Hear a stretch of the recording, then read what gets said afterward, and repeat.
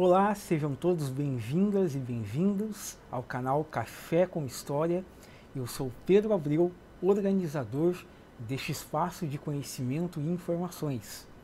Não deixe de curtir, de compartilhar e discorrer e discutir, dar sua opinião, dar like, compartilhar o sininho no canal Café com História. É muito bom tê-los aqui novamente. Como havíamos conversado no vídeo passado, onde tratamos sobre a Revolução Farroupilha ou Guerra de Farrapos, que ocorreu de 1835 até 1845, nós estamos tratando aí de rebeliões, de guerras locais, de movimentos locais, de cunho republicano, de cunho que visa buscar aí os interesses locais nas então províncias do Império do Brasil, certo? E assim como as outras revoltas no período regencial, a Revolução Farroupilha ela foi então sucumbida pelo general Lima e Silva e então houve o armistício em 1845 e os comandantes em chefe das forças rebeldes, né, então com o armistício houve um acordo e foram incorporados então esses líderes farrapos, esses oficiais do exército farroupilha no exército imperial, sendo que a linha de frente, né, os lanceiros negros, né, os peões, nada obtiveram com o fim da guerra, a não ser as cicatrizes das batalhas, e foram, né, reincorporados às suas condições de servos e de peões, de escravizados, em que pese vagamente havia uma promessa de abolição da escravatura neste período que nós estamos discorrendo acima. Nós então vamos, na sequência, tratar de um outro movimento que ocorreu nesse processo regencial. Assim como a Revolução Farroupilha, no nordeste do país, na então província do Maranhão, sob uma economia com base no algodão e também com a mão de obra escrava, temos no Rio Grande do Sul, com a Guerra de Farrapos, o principal vetor econômico charque. Temos na província do Maranhão, o principal vetor, né, nos engenhos do Maranhão, o algodão. Aqui, o que seria a balaiada? Para nós entendermos primeiro, né, nós temos a balaiada, que também é conhecida como Guerra dos Bem-te-Vis, que ocorre então este movimento na província do Maranhão, iniciando esse movimento no 13 de dezembro de 1838 e culminando no seu fim em 4 de março de 1841, sucumbindo, né, pelas tropas imperiais. O que consistia de fato? Ocorria, né, entre locais uma insatisfação generalizada das condições de vida na província do Maranhão. Ela é encabeçada, né, aí que vem a origem balaio, porque dentre esses artesãos, vaqueiros, negros escravizados, índios, eles se reúnem, né, para fazer um movimento de insatisfação com a política dos prefeitos. O que consiste essa política dos prefeitos?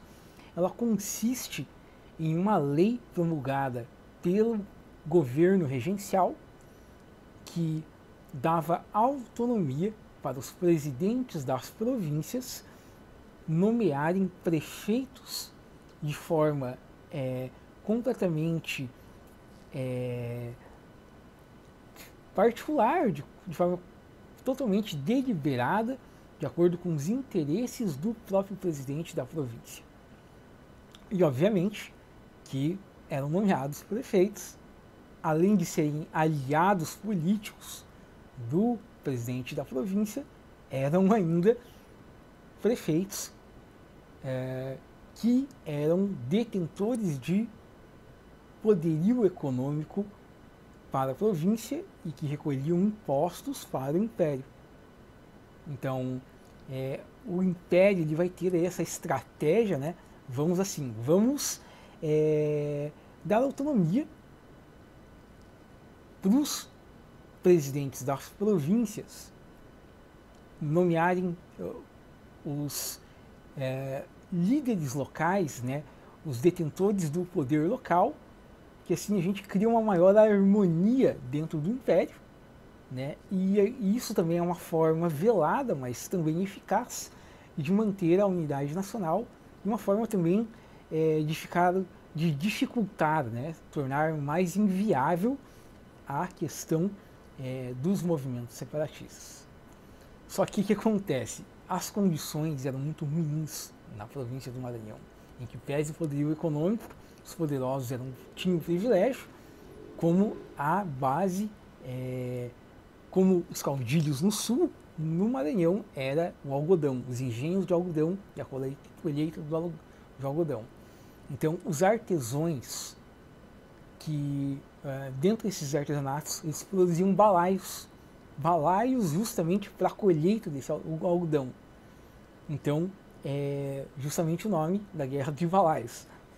E isso acirrou mais ainda, porque como o presidente da província ele só nomeava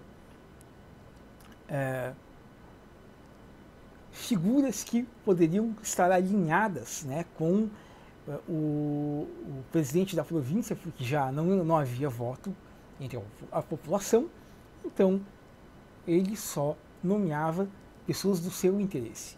E a insatisfação se tornou grande. Então, negros, índios, escravizados e os artesãos, encabeçadas pelo um comandante, né, um artesão, um balaio, chamado Balaio dos Anjos, o Francisco dos Anjos, o seu nome inicial. Ele se torna o comandante desse movimento e, com todo esse apoio, né, eles fazem um levante armado, né, e eles exigem melhores condições de vida para a província do Maranhão, além de que tem também um caráter inspirado, mesmo que de uma forma velada, abolicionista, né, e republicano. Só que o que acontece nesse processo? Há uma política de manter a unidade nacional no Império, e essa política era da regência. Então, assim como ocorreu na Revolta de Farrapos, para manter essa unidade nacional, além da política dos prefeitos, como já tratamos, há também a repressão militar, da mesma forma que encabeçada pelo general comandante em chefe Lima e Silva, futuro Duque de Caxias, que sucumbe, né, que vai aí abafar o movimento de Farrapos. Ele manda também tropas para o Nordeste, para o Maranhão, e sucumbe também o movimento da balaiada. Então, ele dura 3 anos, né, de 1831 até 1841. Ele tem um prazo de duração, esse movimento muito menor do que a Revolução Farroupilha, que foi de 10 anos, né? Foi bem menor do que no Rio Grande do Sul, a balaiada, por o tempo de guerra, até porque um estado muito maior, né, o Rio Grande do Sul, aqui era disputa entre castelhanos e portugueses, então, por ser uma região platina, né, a tradição de disputa, a tradição belicosa, né, de estancieiros que já ali no final do século XVIII tinha uma tradição de resistência contra a invasão espanhola. Então eles tiveram muito mais já tradição militar paralela e noções de milícias paralelas, coisa que no Maranhão era muito mais enfraquecido, né? Porque nós temos aí escravizados, né?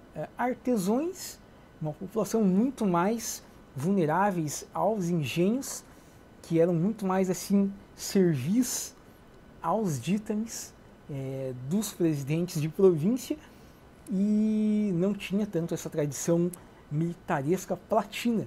Então, bastou aí 3 anos de revolta, as forças do Império chegaram ao Maranhão, sucumbiram, abafaram, foram reprimidos, os líderes da balaiada, né, o Balaio dos Anjos, então ele é preso, né, ele é mandado para o degredo seria o banimento da província, é preso, assim como outros líderes, né, encabeçado por dos Anjos, o Balaio dos Anjos, e também havia uma promessa de abolição, né, de retirar, né, os negros, né, dessa condição de escravidão, sem sucesso. Esse movimento sendo abafado, eles então, infelizmente, são retomados, né, são reescravizados e são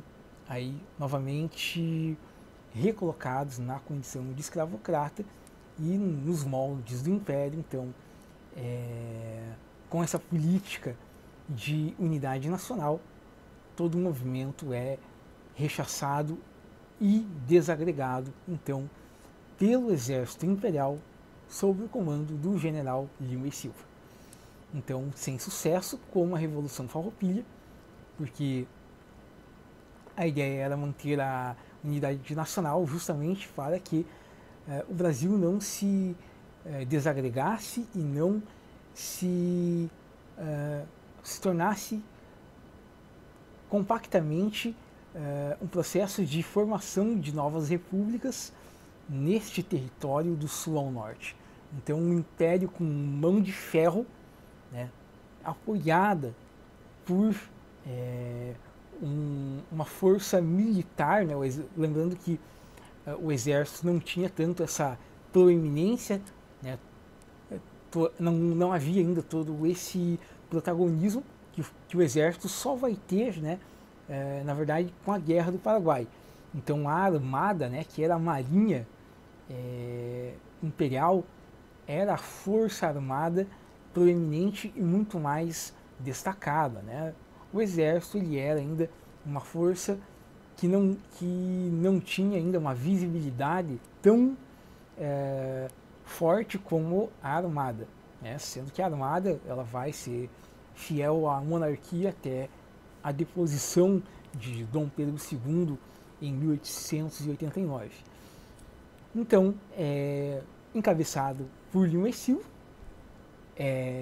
em 4 de março de 1841, né, o motim, o levante é totalmente sufocado pelas forças imperiais e, como falamos, seus líderes são presos, os escravos, os artesãos, os índios, os vaqueiros envolvidos nessa contenda, nesta rebelião, são completamente reprimidos em mais um capítulo triste da nossa história, de um país marcado pela escravidão, por condições análogas à escravidão, por condições de vida no século XIX muito degradantes, porque quem não era parte das elites locais, quem não era familiar com os presidentes das províncias, tinham de fato uma vida de servo nesses feudos locais, que vai ter força ainda maior no período da República Velha. Então, este foi mais um capítulo da nossa história, a Balaiada, movimento no Maranhão de 1838, até 1841, encabeçada por Francisco dos Anjos e sucumbida pelo Império.